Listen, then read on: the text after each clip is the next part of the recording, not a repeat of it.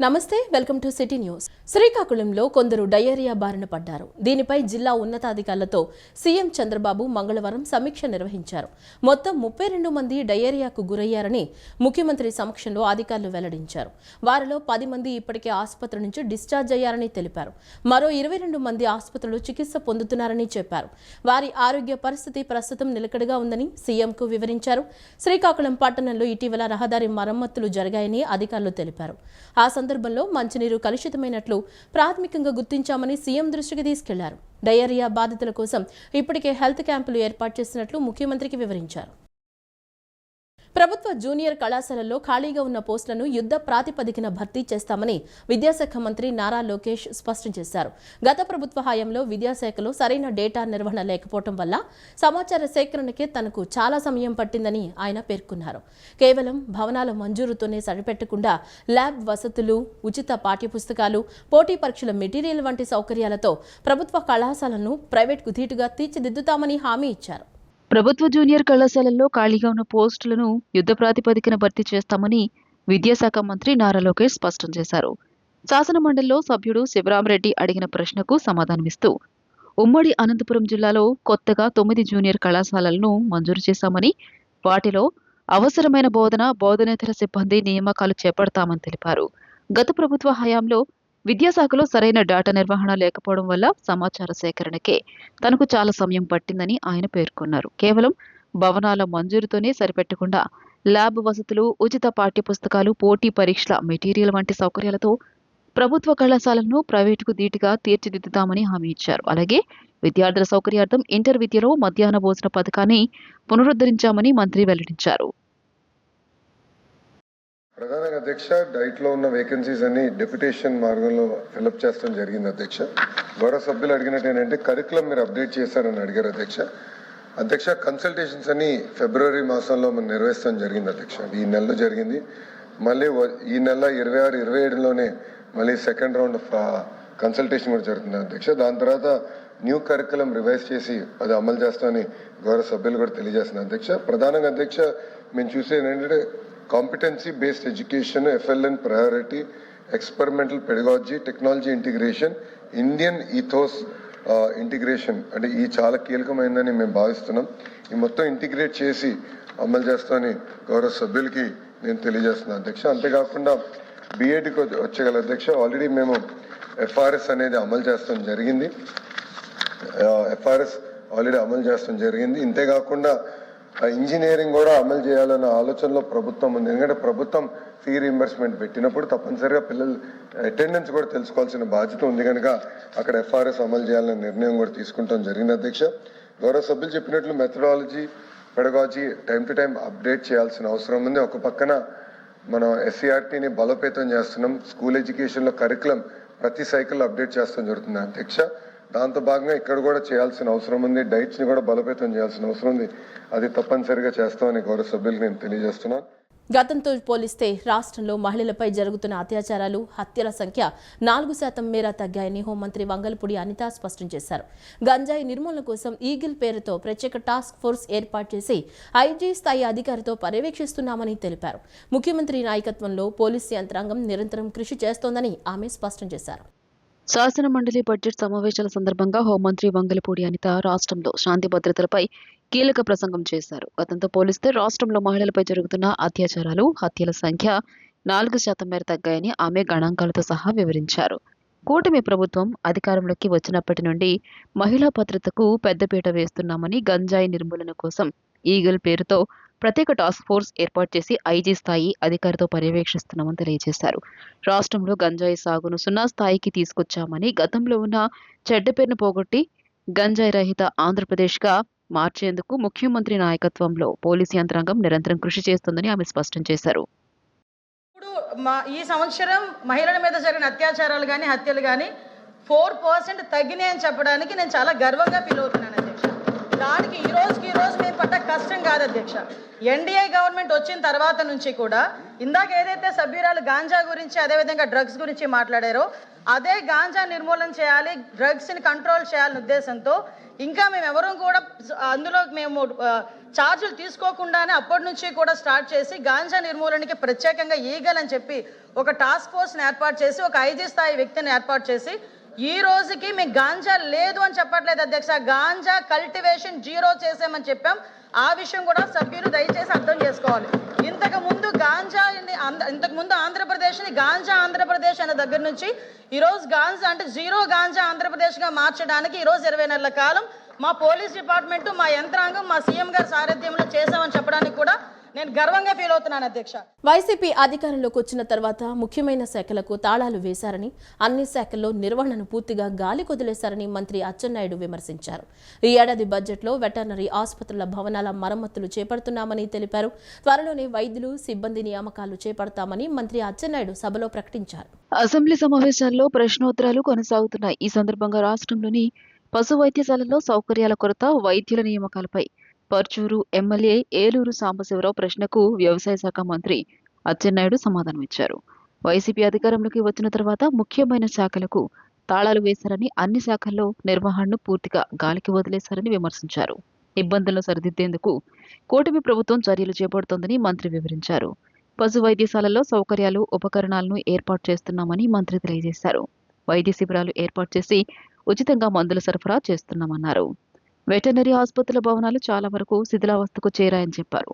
2014-19 మధ్య కాలంలో నాబార్డు నిధులతో 326 భవనాలు మంజూరు చేశామని, వాటిలో కొన్ని భవనాల నిర్మాణాలను అప్పట్లో పూర్తి చేశామని గుర్తు చేశారు. అయితే వైసీపీ ప్రభుత్వం అధికారం చేపట్టాక కొత్త భవనాల నిర్మాణం నిలిపివేసిందన్నారు. ఈ ఏడాది బడ్జెట్లో భవనాల మరమ్మతులు చేపడుతున్నామని తెలిపారు. త్వరలోనే వైద్యులు, సిబ్బంది నియామకాలు చేపడతామని మంత్రి అచ్చెన్నాయుడు సభలో ప్రకటించారు.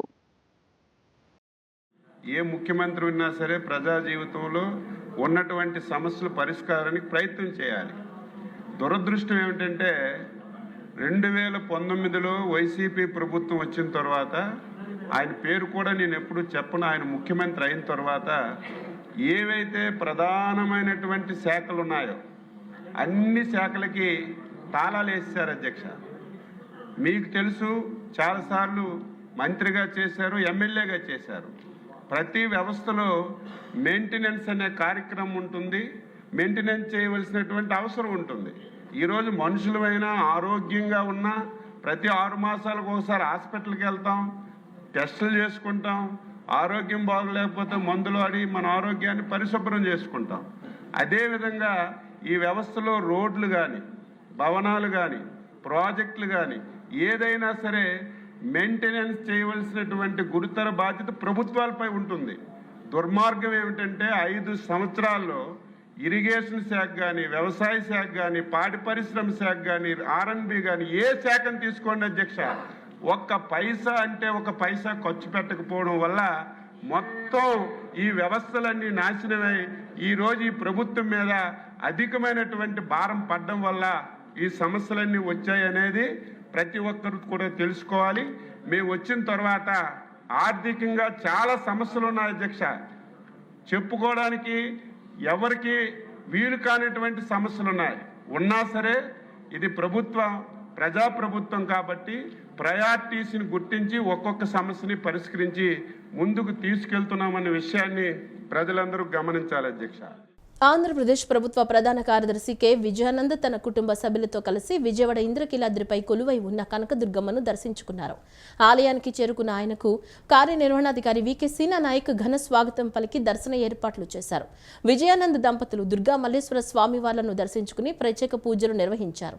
దర్శనం అనంతరం వేద పండితులు వారికి ఆశీర్వచనం పలకగా ఈవో సీనా నాయక్ అమ్మవారి శేషవస్త్రం, చిత్రపటం మరియు ప్రసాదాన్ని అందజేశారు. ఈ సందర్భంగా ఆలయ అభివృద్ధి పనులు మరియు భక్తులకు కల్పిస్తున్న సౌకర్యాల గురించి విజయానంద్ అడిగి తెలుసుకోగా ఈవో పూర్తి వివరాలను వారికి వివరించారు.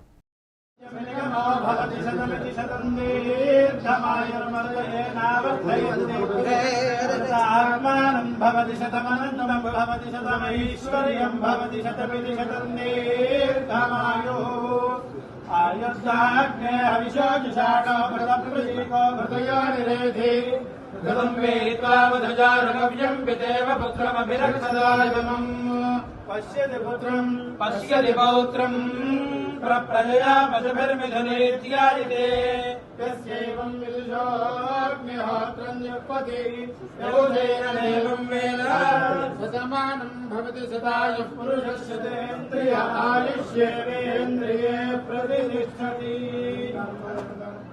విజయవాడ నగరాన్ని సుందరీకరణంగా తీర్చిదిద్దడమే కూటమి ప్రభుత్వ లక్ష్యమని విజయవాడ తూర్పు నియోజకవర్గం ఎమ్మెల్యే గద్దె రామ్మోహన్ స్పష్టం చేశారు.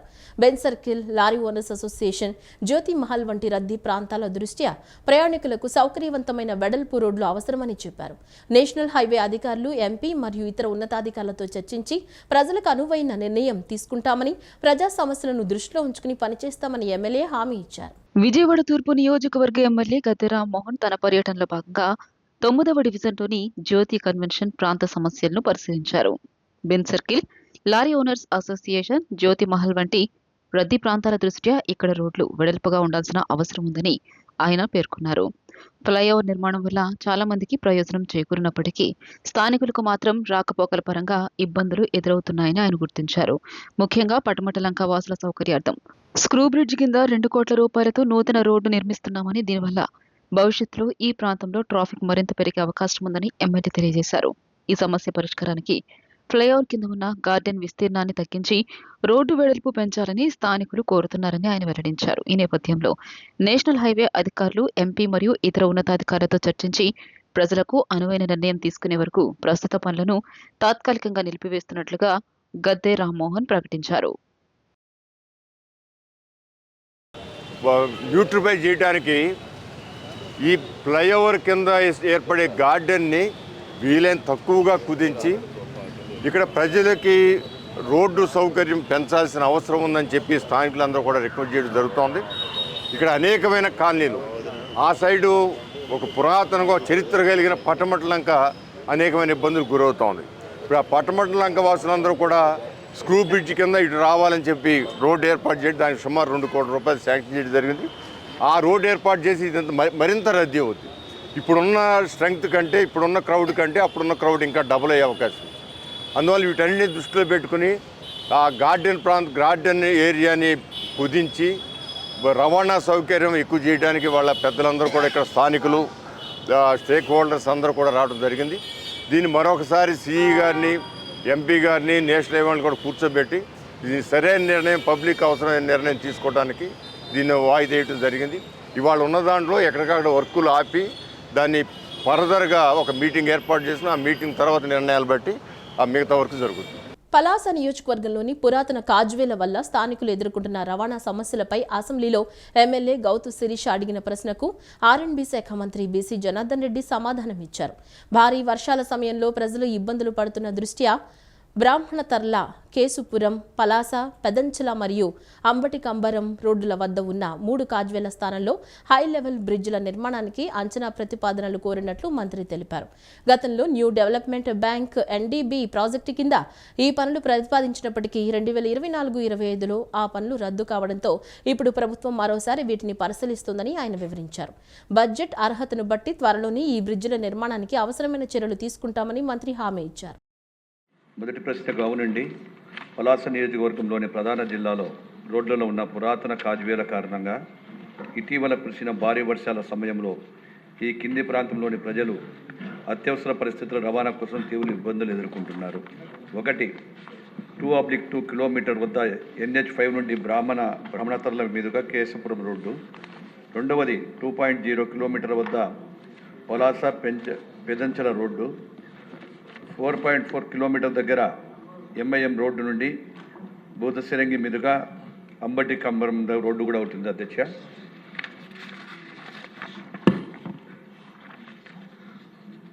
బీపర్సెకు పైన పేర్కొన్న 3 కాజ్వేల వద్ద హై లెవెల్ బ్రిడ్జిల నిర్మాణాన్ని అంచనా ప్రతిపాదన కోరడం అనేది బడ్జెట్ అర్హతను బట్టి వీటిని మంజూరు చేయడం కోసం పరిశీలన ఉందని తెలియజేస్తున్నాను అధ్యక్ష. అసెంబ్లీలో ఆర్టీసీ డిస్పెన్సరీ లేకపోవడం వల్ల ఉద్యోగుల ఆరోగ్య పథకం కింద చికిత్స పొందడానికి ఉద్యోగులు ఇబ్బందులు ఎదుర్కొంటున్నారు.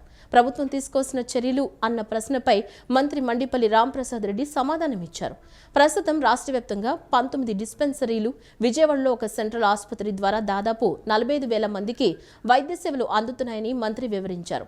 సూపర్ స్పెషాలిటీ చికిత్సల కోసం ప్రభుత్వం ఇచ్చే 2 లక్షల సాయానికి అదనంగా మరో 2 లక్షలు మంజూరు చేస్తున్నట్లు ప్రకటించారు. ఏపీ అసెంబ్లీలో ఆర్టీసీ ఉద్యోగుల ఆరోగ్య సమస్యలపై అడిగిన ప్రశ్నకు రవాణా శాఖ మంత్రి మండిపల్లి రాంప్రసాద్ రెడ్డి సానుకూలంగా స్పందించారు. స్త్రీ శక్తి పథకాన్ని విజయవంతం చేసిన కార్మికులను అభినందించిన ఆయన ప్రభుత్వం ఆర్టీసీ ఉద్యోగుల ఆరోగ్య భద్రతకు పెద్దపీట వేస్తుందని స్పష్టం చేశారు. ప్రస్తుతం రాష్ట్ర వ్యాప్తంగా 19 డిస్పెన్సరీలు, విజయవాడలో ఒక సెంట్రల్ ఆసుపత్రి ద్వారా దాదాపు 45,000 మందికి వైద్య సేవలు అందుతున్నాయని మంత్రి వివరించారు. వీటితో పాటు ఈహెచ్ఎస్ ద్వారా 1900 ఆసుపత్రుల్లో ఉద్యోగులు, వారి కుటుంబ సభ్యులు చికిత్స పొందుతున్నారని తెలియజేశారు. సూపర్ స్పెషాలిటీ చికిత్సల కోసం ప్రభుత్వం ఇచ్చే 2 లక్షల రూపాయల సాయానికి అదనంగా మరో 2 లక్షల రూపాయలు మంజూరు చేస్తున్నట్లు ప్రకటించారు. 2025లో ఇప్పటి వరకు 734 మందికి 4.85 కోట్ల రూపాయల మెడికల్ రియంబర్స్మెంట్ చెల్లించామని, ఇక పెండింగ్ లో ఉన్న పింఛన్ల అంశంపై ముఖ్యమంత్రితో చర్చించి త్వరలోనే కార్మికులకు న్యాయం చేస్తామని మంత్రి భరోసా ఇచ్చారు. రాష్ట్ర వ్యాప్తంగా స్త్రీశక్తి పథకాన్ని ఇంత అద్భుతంగా విజయానికి కారణం ముఖ్యంగా ఏపీఎస్ఆర్టీసీ కార్మికుల అధ్యక్ష, దానికి ఏకీభవిస్తున్నాం అధ్యక్ష. ముఖ్యంగా జనవరి 2020 తర్వాత ఏపీఎస్ఆర్టీసీ పీటీడీ కింద విలీనం చేసుకున్న తర్వాత ఏపీఎస్ఆర్టీసీ గతంలో ఏవైతే సదుపాయాలు కల్పిస్తున్నారో అధ్యక్ష, అవన్నీ ఇప్పటికే కల్పిస్తున్నాం అధ్యక్ష. దానిలో భాగంగానే రాష్ట్ర వ్యాప్తంగా 19 డిస్పెన్సరీలు జిల్లా కేంద్రాల్లో ఉన్నాయి అధ్యక్ష. అలాగే ఒక సెంట్రల్ హాస్పిటల్ విజయవాడలో ఉంది అధ్యక్ష.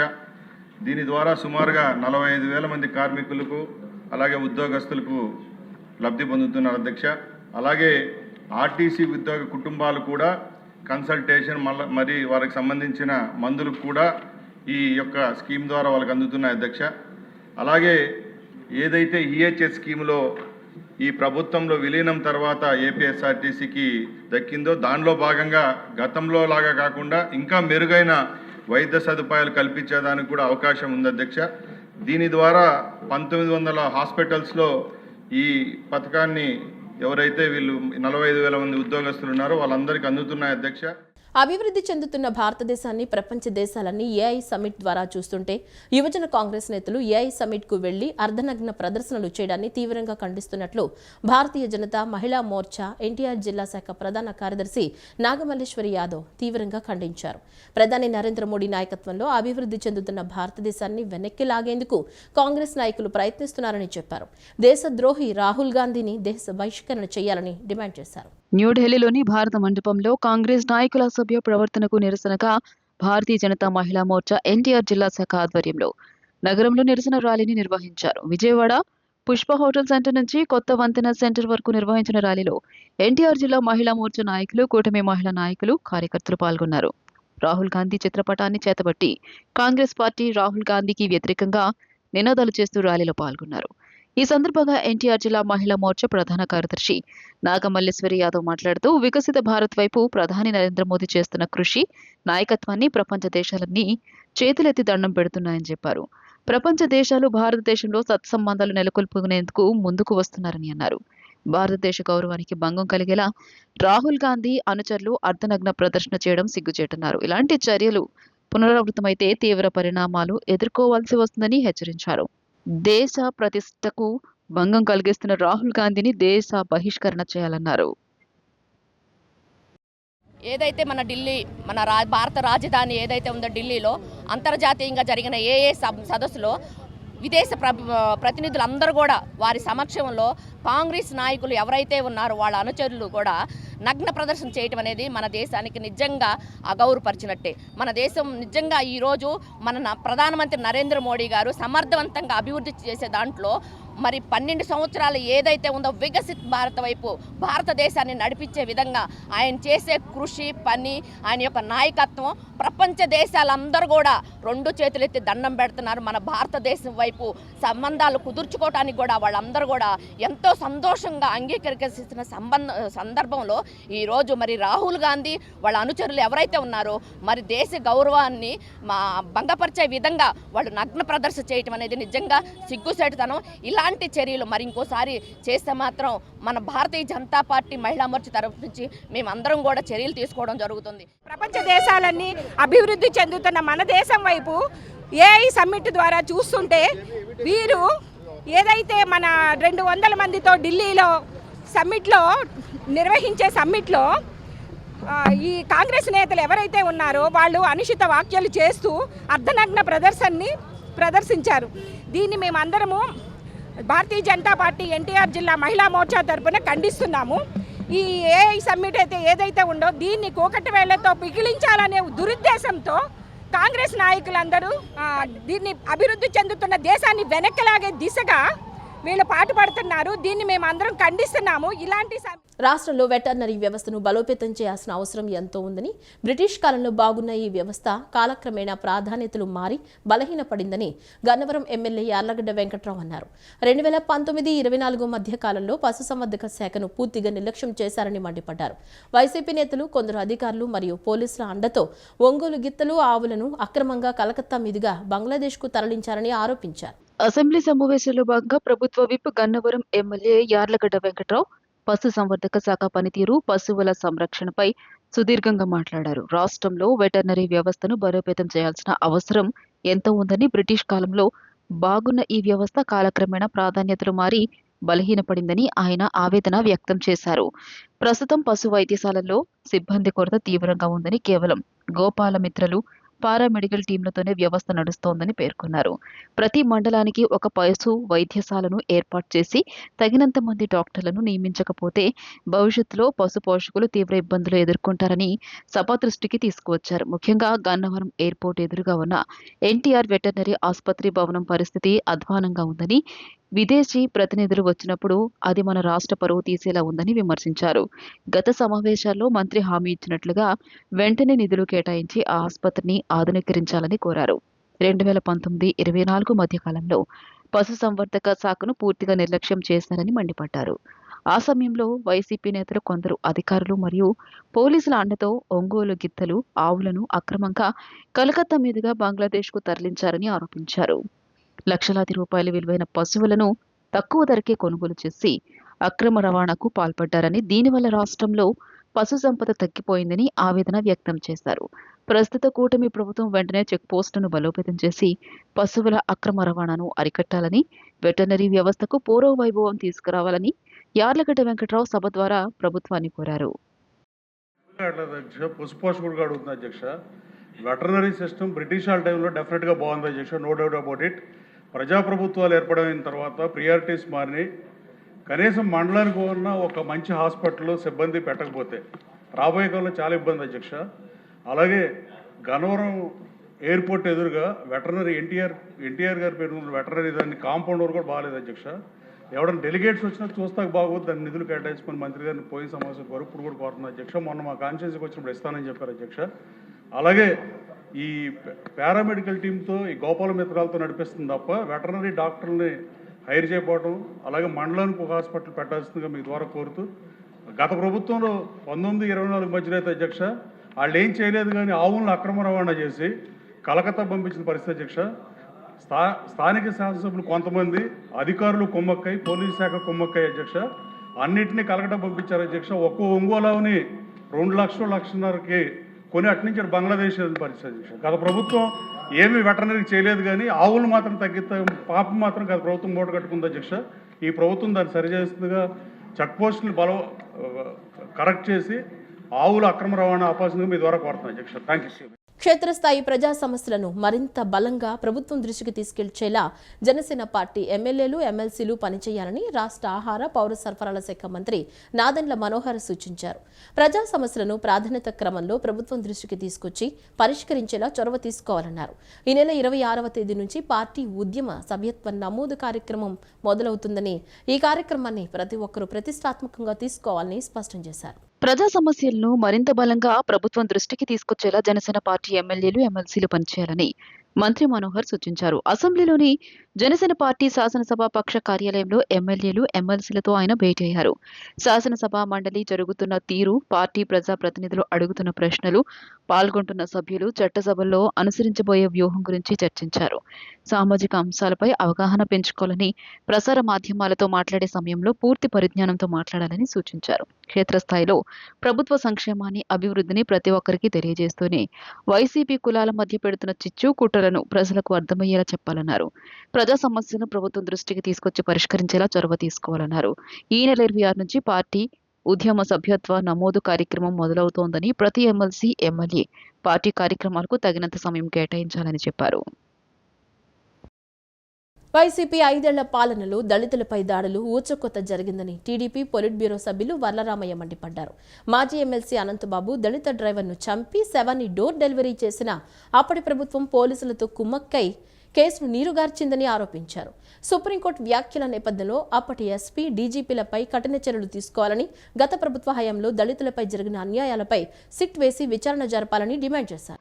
వైసీపీ ప్రభుత్వంలో డాక్టర్ సుధాకర్ను వేధించి చంపడం మొదలు పులివెందుల్లో ఓ మహిళపై అత్యాచారం చేయడం వరకు దళితుల మీద జరిగిన దమనకాండపై ఒక కమిషన్ను నియమించి విచారణ చేయించాలని రాష్ట్ర ప్రభుత్వాన్ని టీడీపీ పొలిట్ బ్యూరో సభ్యుడు వర్లరామయ్య కోరారు. వైకాపా అధినేత జగన్ మద్దతుతోనే ఆ పార్టీ ఎమ్మెల్సీ అనంతబాబు అరాచకాలకు పాల్పడ్డారని ధ్వసమెత్తారు.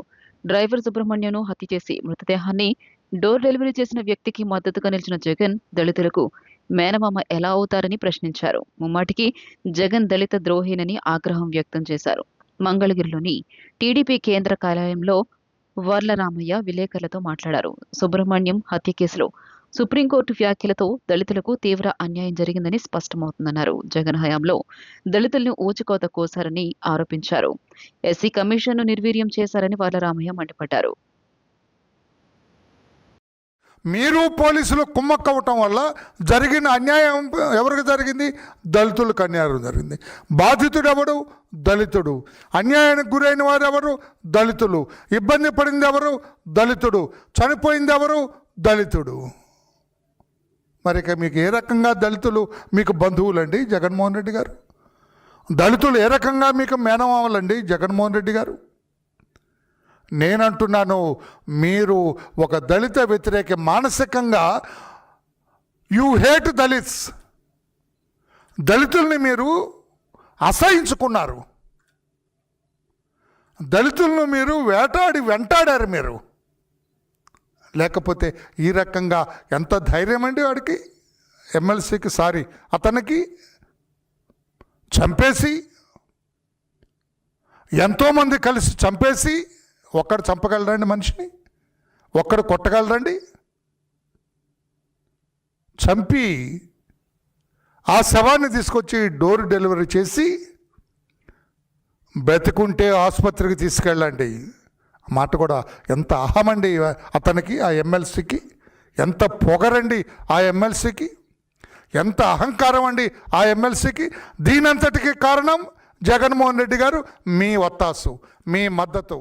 21వ శతాబ్దం ఆసియా వృద్ధి శతాబ్దమని ప్రముఖ ఆర్థికవేత్త, ప్రధాని, మాజీ మీడియా సలహాదారు సంజయ్ బారు పేర్కొన్నారు.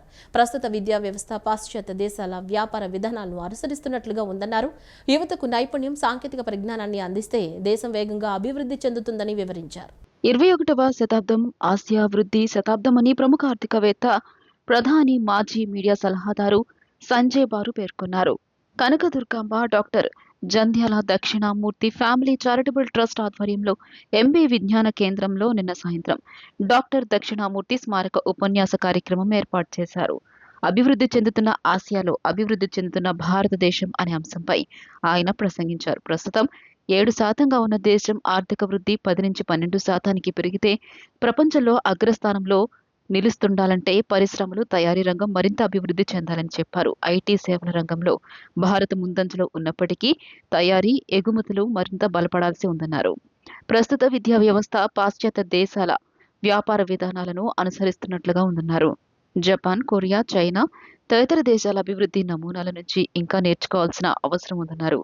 యువతకు నైపుణ్యం, సాంకేతిక పరిజ్ఞానాన్ని అందిస్తే దేశం వేగంగా అభివృద్ధి చెందుతుందని వివరించారు. సంస్థ అధ్యక్షుడు డాక్టర్ జంధ్యాల శంకర్, ట్రస్టీలు డాక్టర్ చదలవాడ నాగేశ్వరరావు, కె దుర్గాప్రసాద్ తదితరులు పాల్గొన్నారు. ప్రతి పుస్తకం క్షుణ్ణంగా చదివారు. అట్లా అంతమంది ఆయన గురించి చెప్పడానికి ఆయనతో ఇనాగరేషన్ జరిగిందనమాట. తర్వాత మెమోరియల్ లెక్చర్స్లో చాలా పెద్దవాళ్ళు మాట్లాడారు. మన ప్రభుత్వ సుబ్బారావు గారు, రిజర్వ్ బ్యాంక్ గవర్నర్, తర్వాత సాంబర్ధన్ శంకర్ గారు లాంటి రోజు మార్నింగ్ ఒక పేజ్ చేయాలి, శంకర్ గారు వచ్చి దాన్ని ఎడిట్ చేయాలి. ఇలా ఈ రోజుకి మేము పూర్తి చేసాం. ఒక గంట ముందే నిన్నే ప్రచురణ అయ్యి ఈ రోజు మార్నింగ్ దాన్ని ప్రింట్ చేసి తీసుకొచ్చాం. ఇంకా ఒక మిస్టేక్ ఉంది, అది సెట్ చేస్తాం మేము మళ్ళీ. సో ఇప్పుడు సంజయ్ గారిని అన్వీల్ చేయాల్సిందిగా కోరుతున్నాను. ఈ వార్తలు ఇంతటితో సమాప్తం. నమస్కారం.